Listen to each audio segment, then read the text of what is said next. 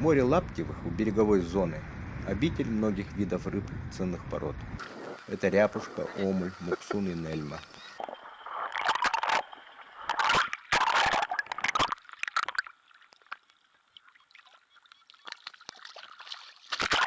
Эти рыбы растут и нагуливаются на шельфе, и при достижении половой зрелости осенью заходят в реки, где мечут икру и скатываются обратно в море.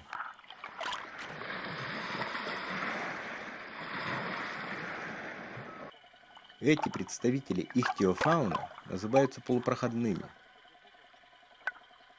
Сетные орудия лова продуктивны, но неинтересны.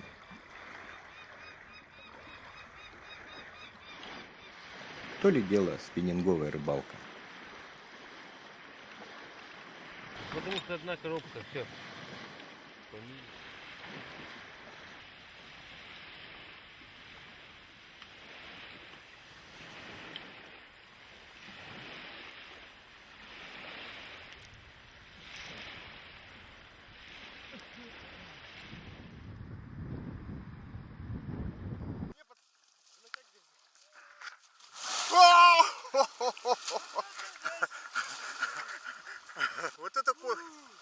Вот это кожа.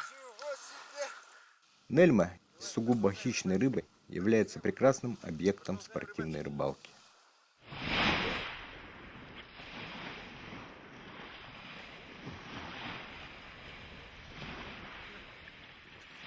Оба. Красавчик. О! Есть.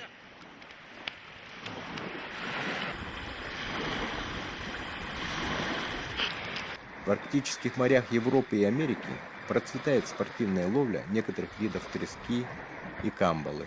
Способы уже не различные, но преимущественно это ловля в отвес. Выйдя из бухты в открытое море на лодке, мы рыбачили на тяжелые блесна, граненые солидные снасти. Благодаря большой массе они быстро достигают дна. Морские глубины остались безответными. Не было ни одной поклевки.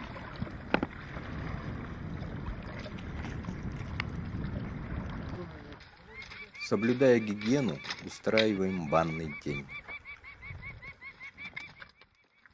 Устройство походной парилки экспромтом на самом деле требует небольшого труда.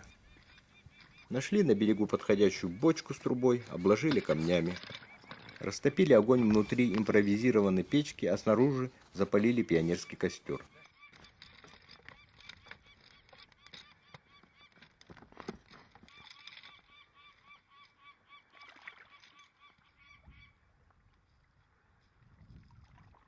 После того, как прогорели все дрова и камушки накалились, ставим сверху палатку.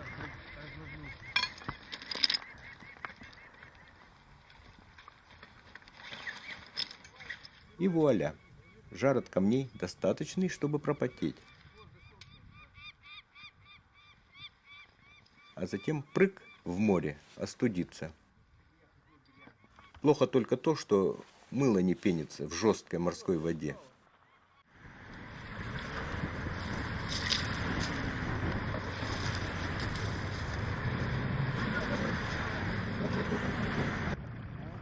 В устье небольшой реки Сого находится заброшенная угольная шахта. А раньше здесь был шахтерский поселок со всей инфраструктурой и с тем же названием, что и река. Развалины заброшенных зданий, коммуникационных сооружений, эстакад и прочего как нельзя хорошо бы подошли как фон и декорации для фильма в жанре хоррор или фантастики. Чем-то напоминает зону из «Сталкера» Тарковского. Вся наша команда пришла к такому мнению. Иногда бывают случайные встречи с интересными людьми. Увидев на берегу какие-то сооружения, похожие на хижины, пристали. Оказалось, что Балок обитаемый. Здесь живет чрезвычайно оригинальный представитель рода человеческого. Он напомнил нам Диогена и Робинзона Круза одновременно. Это называется вот островок, старый причал, то есть старые створы. Вон они, поваленные створы. Была здесь одна стояла, вторая поваленная. Но это лет уже 10 назад. Все это сама штормом все притаскивает. Да, бревна. Мое дело только осталось чуть привязать, прикрепить там, чтобы совсем не разогнал. А так сказать, чтобы... Здесь, если бы вот я не скрепил все это, да, ну и проход не сделал, нельзя было пройти бы. Прилив. Хороший прилив, все насквозь пробивает. И не пройдешь сюда. Ну, в сапогах-то, конечно. Придерживаюсь такие правила. В основном, если поставил сетку, да, то хотя бы проверяй. Не порт рыбу. И отходы с рыбы не бросай в море. Лучше свари, а потом выброси, и она будет питание для всей жизни. А приехал я издалека, аж с Риги. С Риги? Да, далеко. вот когда Советский Союз был. Да. Там мы, значит, жили. Вот это Ванька лечит меня. Не надо курорты Крыма. Ну, я думаю, многим природа лечит, да? Многим. Стараюсь, за хлебом, за молоком сходил, а чай здесь с травами можно, с голубикой, рододендрон здесь есть. В общем, живем, погоды ждем у моря. Да, как здесь заштурмует, волна бьет в эту баньку, как будто снести ее хочет. Но нет, все нормально. Вот такой вот дядя Ваня возле бани.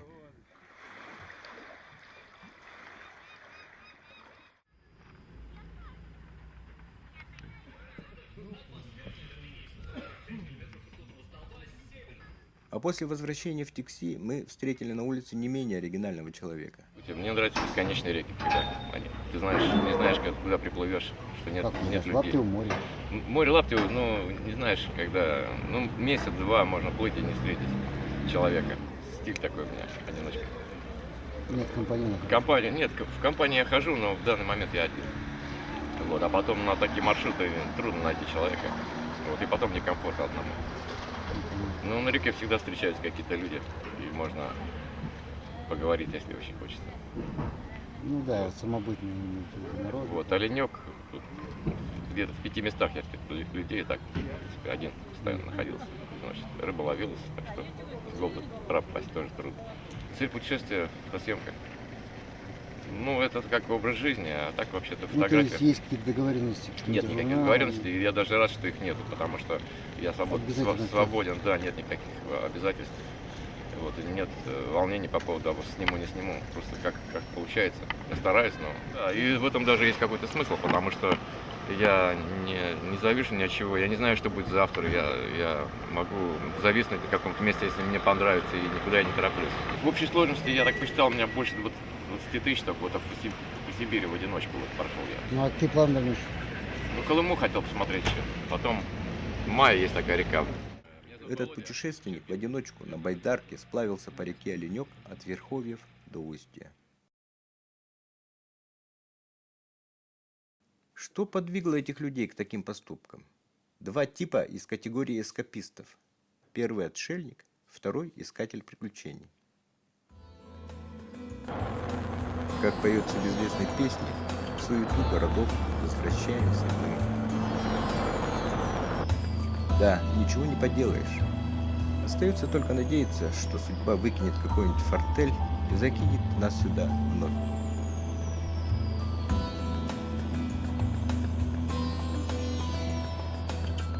Арктическая природа зацепила наши души на крючок, как мы ту же рыбу. И уже не отпустит. Да мы и не сопротивляемся, безропотно отдаваясь в ее плен.